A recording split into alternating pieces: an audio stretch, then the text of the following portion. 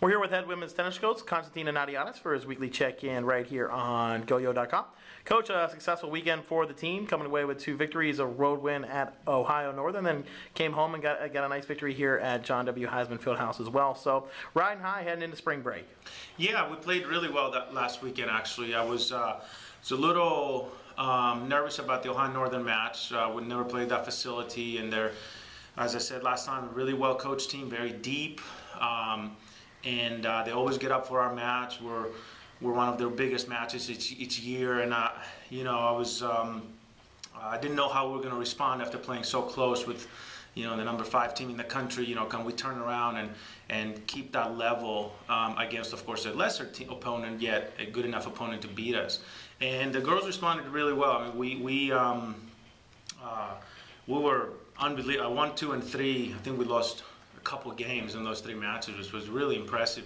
And then at 4, 5, and 6, I knew we were going to be a little closer, but we pulled out 2 of those 3 with really good performances by Priya and Erin. And then at 6, I think Ariana wasn't herself. She was a little physically a little tired, and got up in that first set, and then I think ran out of gas. And then our doubles continues to be really, really strong. So overall, really, really impressed with how we handled Ohio Northern.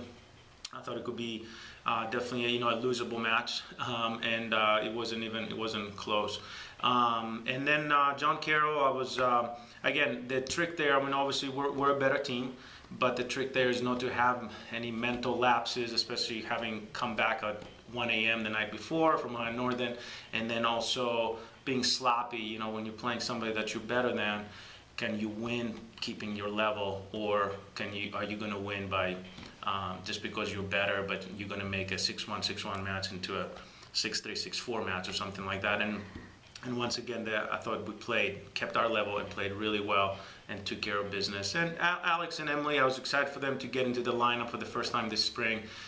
Their matches didn't go their way, but I was happy with how they competed, how they played, and I think it's a great experience for them as they move forward.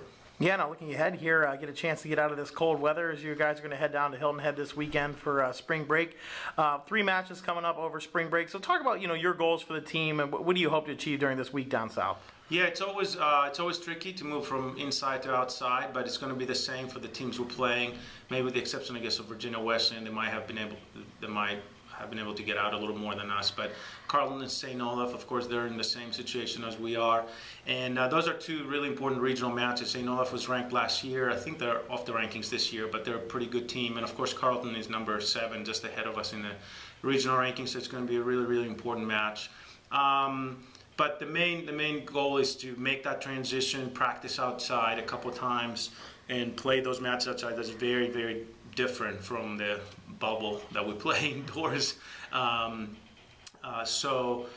make those adjustments in our games as well, because certain tactics and certain plays, so to speak, that work inside don't work as well outside. You have to be a little more patient, work the point, and use a little more spin and things like that. Where indoors it's a little bit faster game and a little bit cleaner. So so those will be the things that we concentrate on, and hopefully we'll come out with 3 victories there. But the more important thing is to make that transition. Thanks, Coach. Good luck to you. Thank you.